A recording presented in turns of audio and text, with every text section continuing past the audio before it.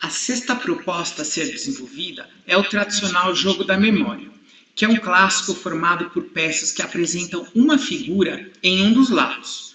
Cada figura se repete em duas peças diferentes ou também podem ser complementares. Para começar o jogo, as peças são postas com as figuras voltadas para baixo, para que não possam ser vistas. Cada participante, portanto, deve, na sua vez, virar duas peças do jogo e deixar que todos os participantes as vejam. Caso as figuras sejam iguais ou complementares, o participante deverá recolher consigo este par e jogar novamente. Se forem peças diferentes do jogo, essas devem ser viradas na mesa novamente e sendo passada a vez ao participante seguinte. Ganha o jogo aquele que tiver mais pares no final da partida.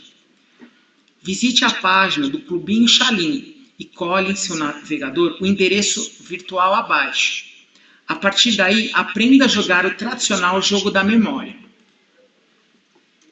Depois disso, faça a atividade Meu Jogo da Memória proposta para o jogo tradicional do jogo da memória. Agora, após jogar o jogo educativo, você deverá criar o seu próprio jogo da memória. Desenhe as cartas do baralho, semelhante às cartas disponíveis no exemplo, e crie o seu próprio baralho de jogo da memória. O jogo deverá ter 24 cartas, sendo 12 pares de cartas. Desenvolva o tema do seu jogo e crie estas 24 cartas, sendo que os 12 pares devem se relacionar. Por exemplo, se o seu tema for a escola, desenhe os seus professores da mesma disciplina para fazer um par, ou os funcionários da escola da mesma área para fazer os pares do jogo. Se você tem 2 professores de educação física, você pode desenhar cada um deles para formar um par. Ou se tem 2 grandes amigos na escola, desenhe os 2 melhores amigos que você tem para formar outro par e assim por diante. Use a sua criatividade para criar o seu próprio jogo da memória. Aqui está um exemplo de um par do jogo da memória com o professor de educação física e com a sua professora de educação física na escola. Lembre-se de marcar os pares, para deixar claro aos participantes quais são as cartas pares e facilitar o entendimento do jogo pelos outros colegas. Você pode colorir e também cortar as cartas. O formato da carta fica ao seu critério.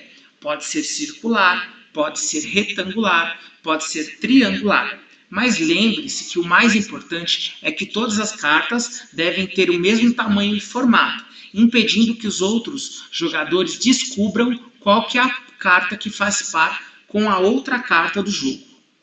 Envie os 24 desenhos das cartas do baralho através de fotos para o Google Classroom do seu professor de educação física, além de um pequeno texto explicando qual que é o tema do jogo e os participantes, as cartas que fazem parte do jogo. Lembre-se que o tema deve estar ligado à sua realidade, ou seja, seus amigos, a sua escola, a sua família, a sua vida. Se puder, jogue com os seus familiares e envie um vídeo para o professor de educação física com você jogando o seu jogo da memória. Bom divertimento! Aqui vem um exemplo, um modelo do professor construído com avatares. O professor de educação física de complementação de jornada faz dupla com a professora de complementação de jornada, a professora Patrícia.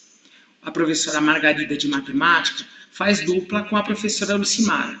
Veja que eu deixei no exemplo uma tarja de uma cor específica, que identifica quais são as cartas pares, facilitando o entendimento do jogo pelos demais alunos. A professora Madalena pode fazer par com a professora Francisca de Geografia, assim como a professora Milene pode fazer par com a professora Aparecida, a professora Cida de Educação Física. A professora Adriana pode fazer par com o professor Vitor, assim como os inspetores podem fazer um par. Assim como a Dolores, professora de língua portuguesa, poderia fazer par com a Luciana e a Neuza de língua inglesa com a professora Fátima de língua portuguesa.